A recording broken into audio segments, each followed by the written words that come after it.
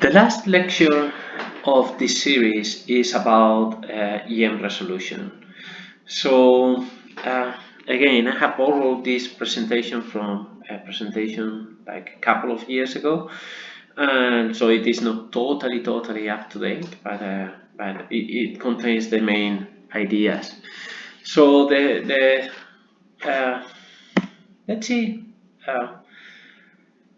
how the field is. So I would say at present, or a couple of years ago, it was a very explosion of activity. Now we are more used to this very high level of all groups coming in and a lot of structures and so on.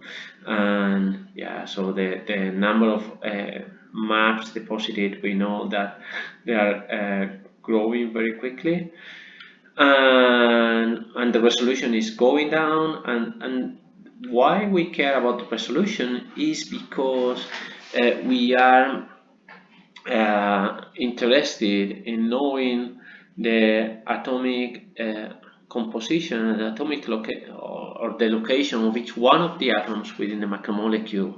And this has a lot of economic implications also in drug design and so on.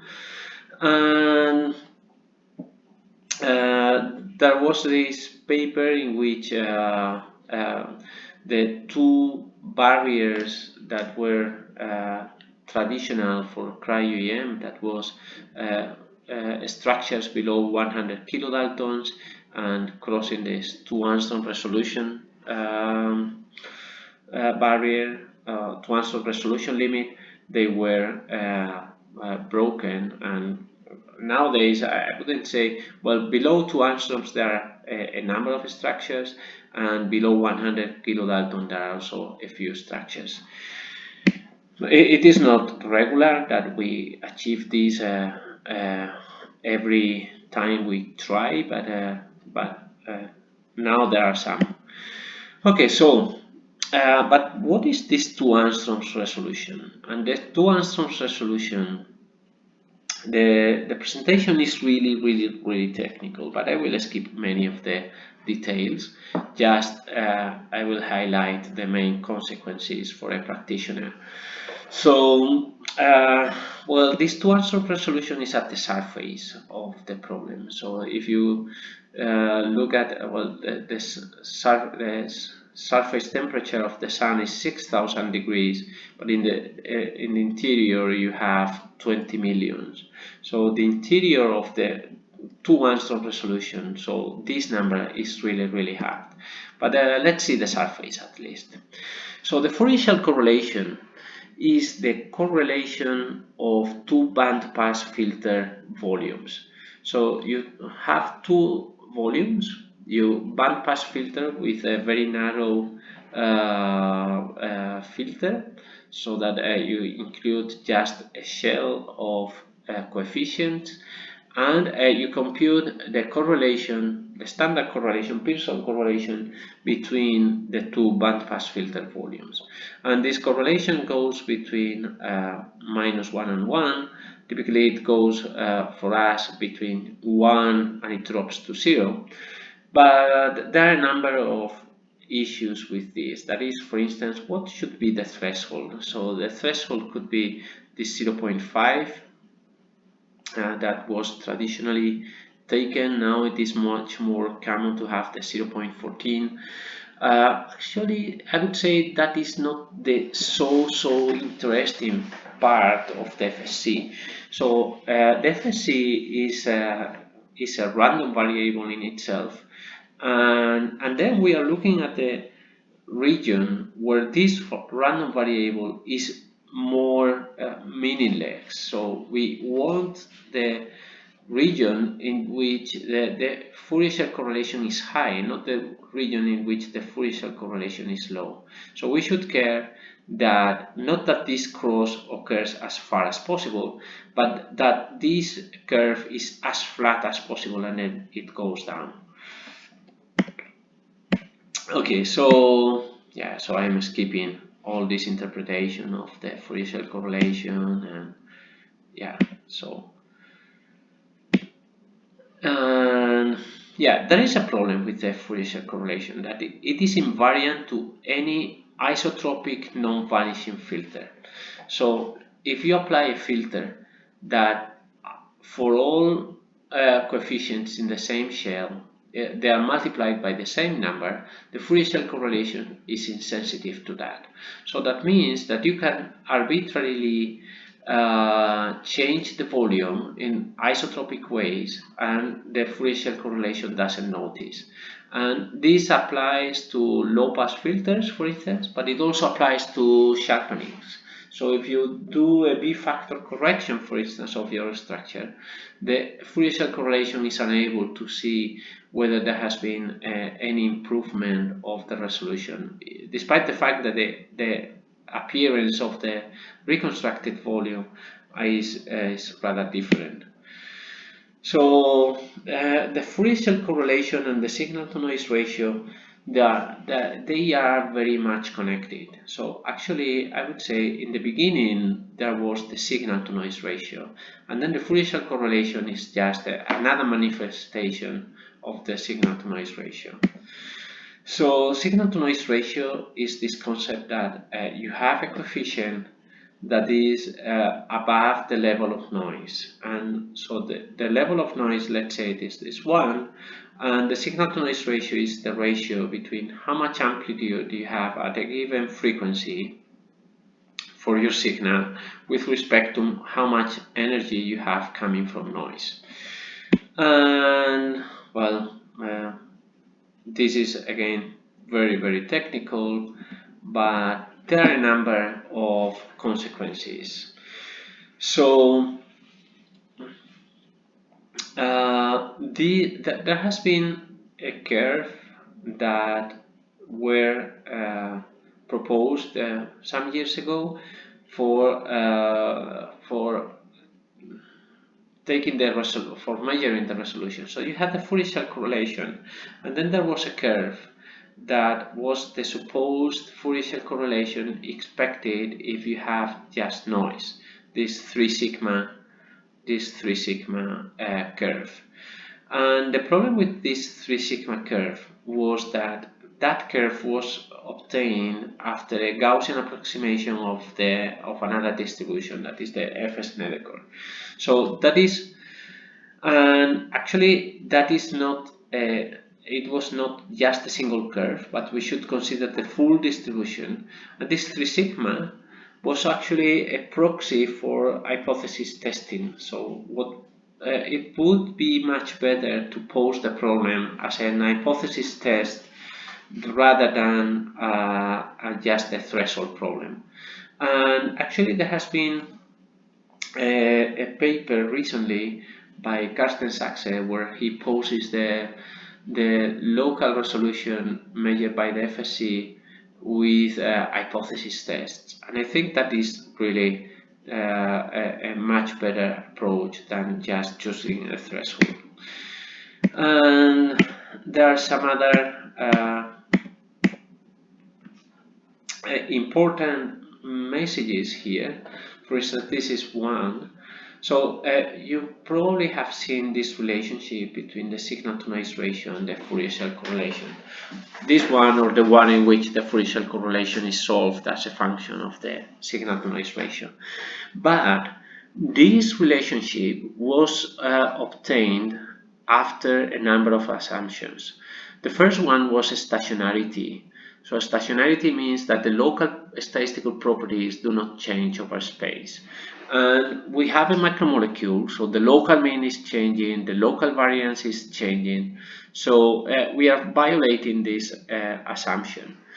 Then another assumption was whiteness of the signals involved and the noise involved.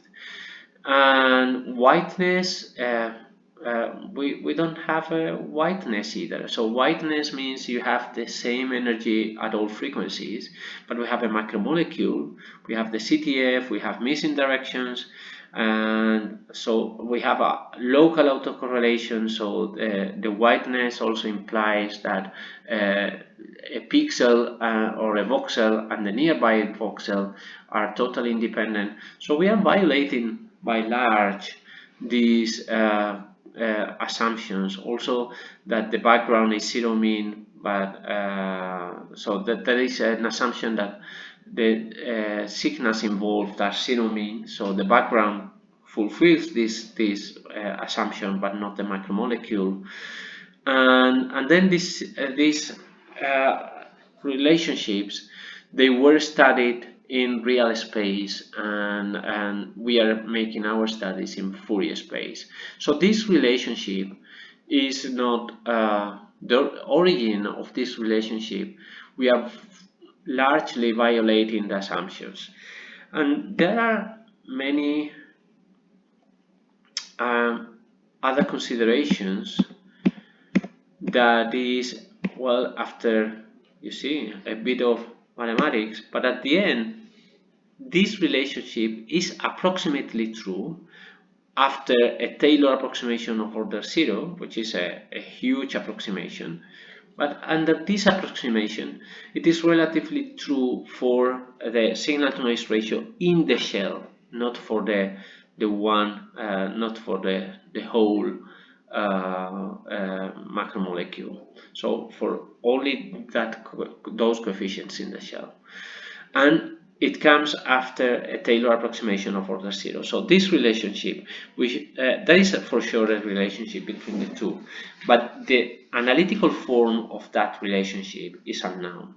So this is an approximation of it, and probably this approximation works better for some FSCs than for some others. So if the FSC is high or the FSC is low, it may work much better.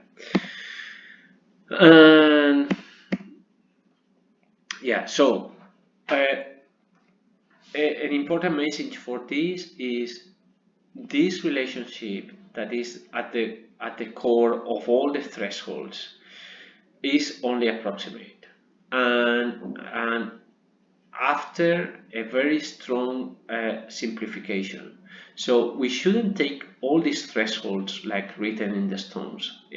Looking at the Fourier shell correlation is a useful thing, but fighting about what should be the threshold is not so useful.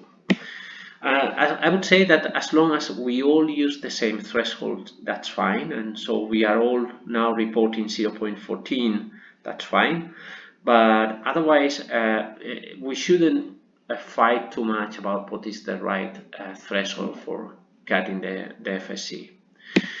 Okay, so yeah, so let me skip all this. So this is at the core, this 20 million degrees. So then we have the B factor correction.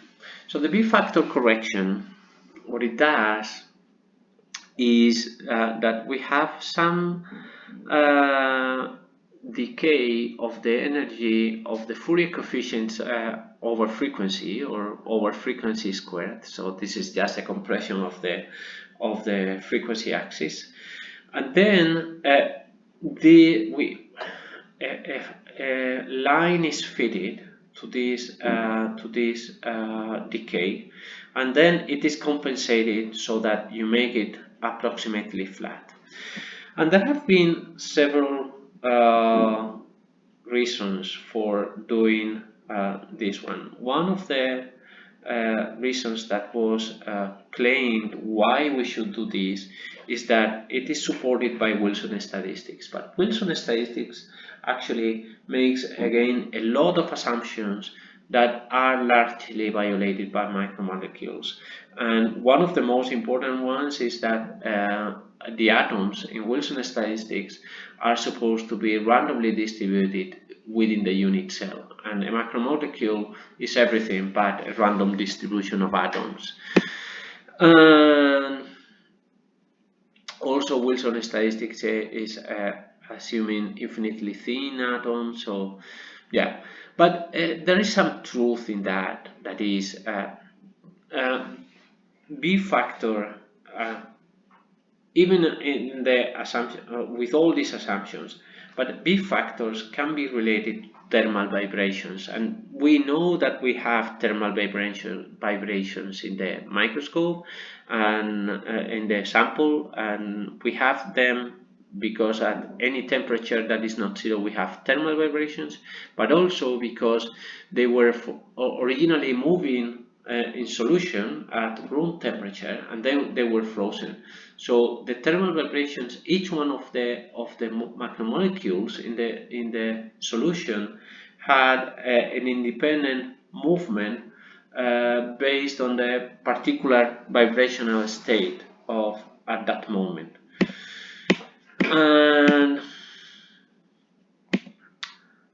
And then so this B factor related to thermal vibrations is true, again after many approximations, but well, that's acceptable. The other one is that B factor is related to electron scattering, and again this is also true. So there is this Debye scattering equation that somehow at the end is this related to, after a number of simplifications, again they are related to B factors. But then this is electron scattering, what tells you is that there is a B factor that is related to the let me see, to the radius of gyration. So this electron scattering argument, what explains is that molecules should fall in frequency. So at high frequency there should be some falling of the scattering factors of the Fourier coefficients, and that fall off somehow it is related to the radius of gyration. So we shouldn't make the spectrum flat. We should keep it to the right fall off, that we never know which one it is, but there should be a fall off and not a flat molecule. And then these things of signal to noise ratio are related to how many particles I need to achieve some particular resolution. And for the signal to noise ratio, we can compare what is the scattering of the molecule compared to the scattering of the surroundings, and again, very thoughtful concepts. But yeah, so I would like to go. Yeah, so this assumption, this equation that you may have seen also, defining different number of images for achieving some resolution. This was developed only under a single tilt axis geometry. So this would be more similar to what we are doing in electron tomography than what we do in single particles. And again, this came after a lot of simplifications.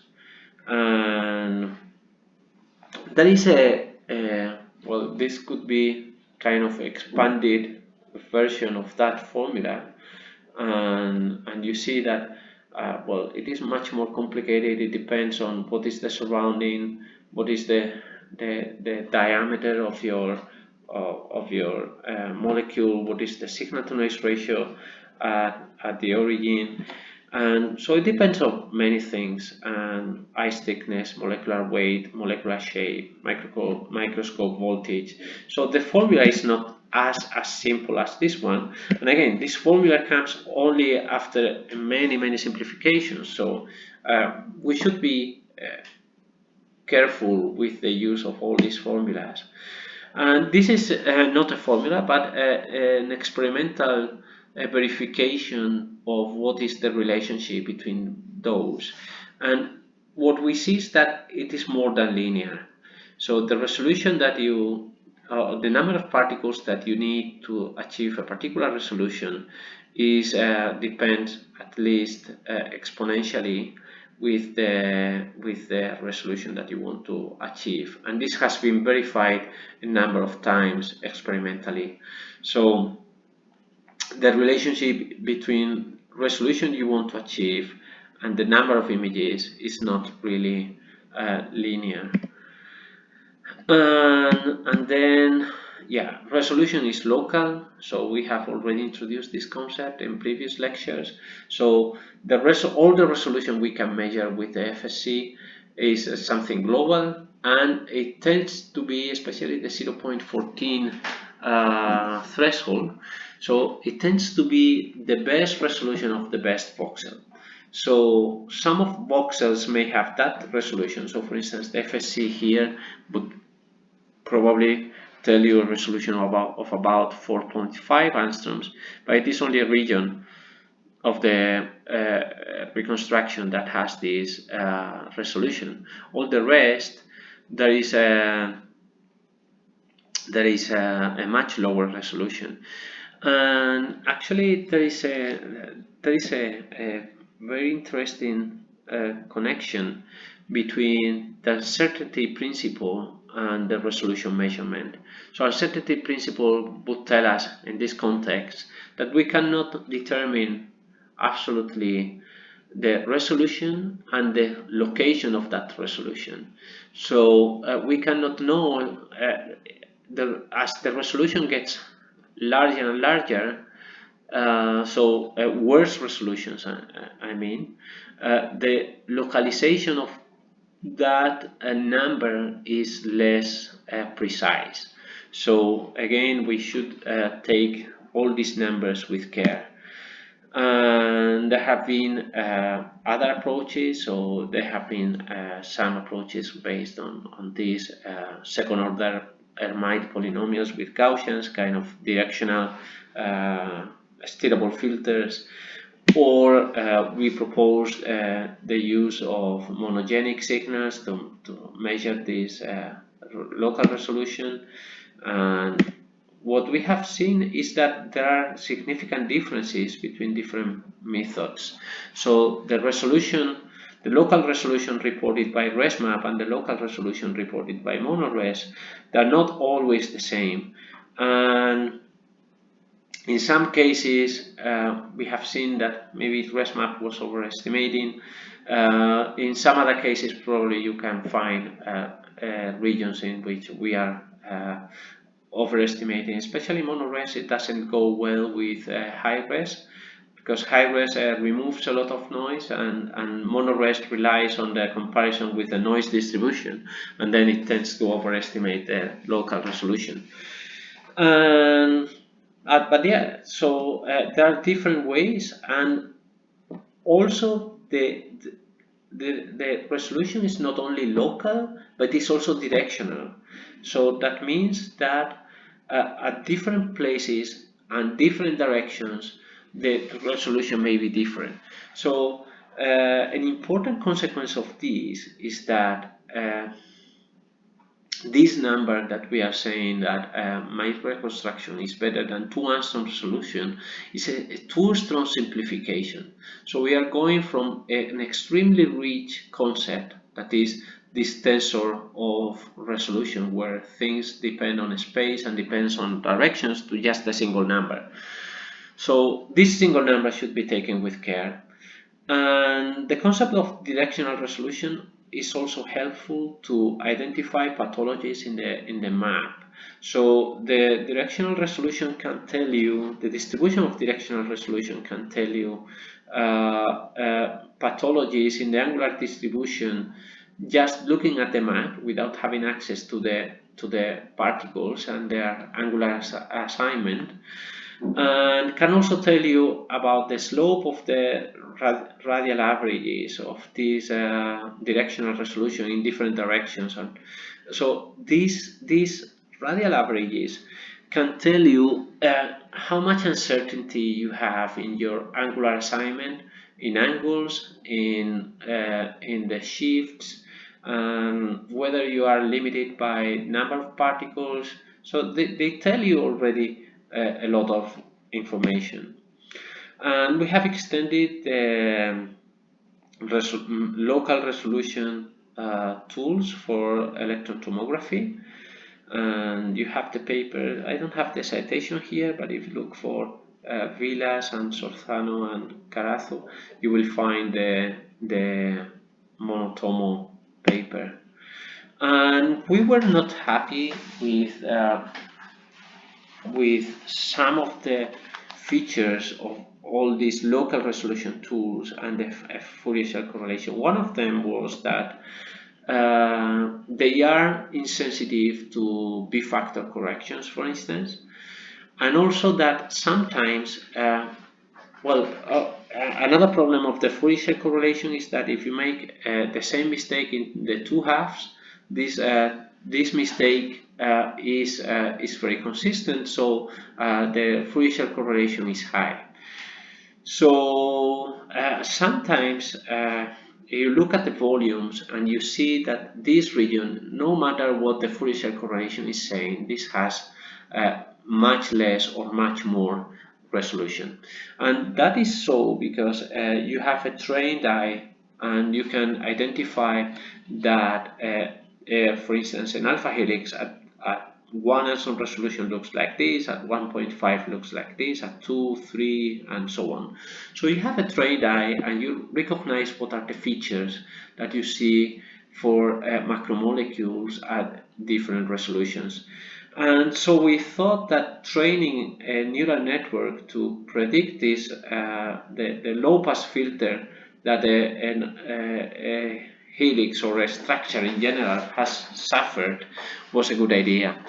And actually now the deep res is sensitive to sharpening. So if you sharpen your structure, the deep res will tell you that those are the distribution of local resolution is different for the unsharpened and the sharpened map.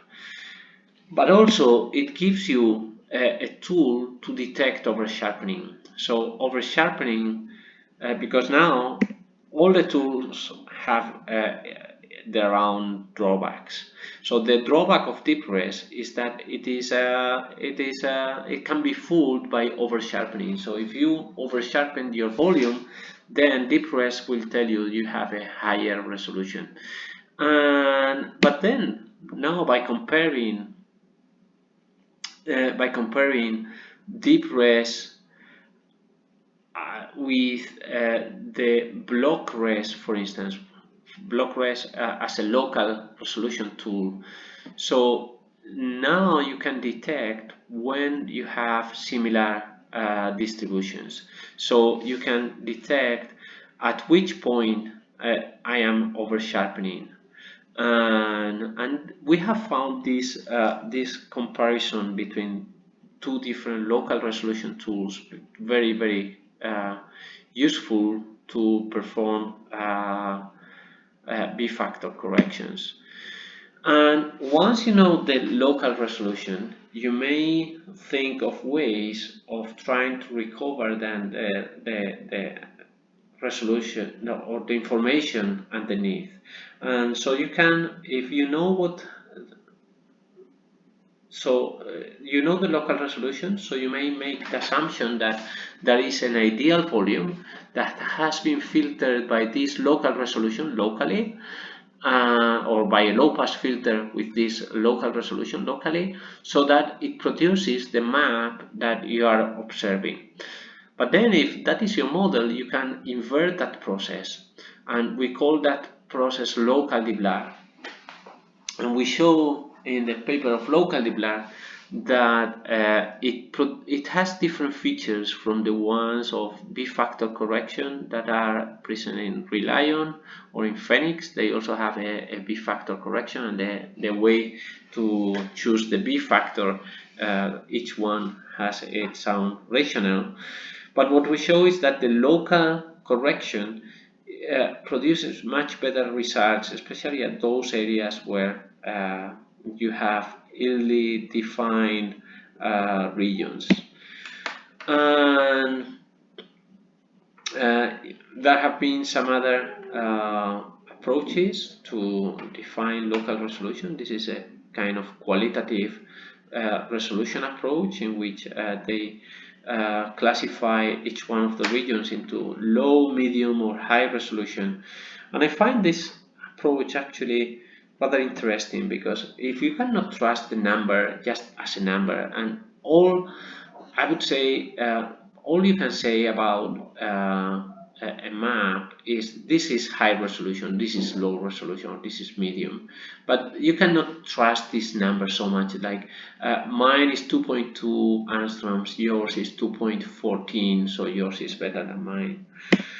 And the FSC has a dependence on the mask. So if you mask your volume, then you have a different Fourier shell correlation. The Fourier shell correlation is convolved with the Fourier transform of the mask, and there have been some proposals to get rid of that dependence. Here you have one of them.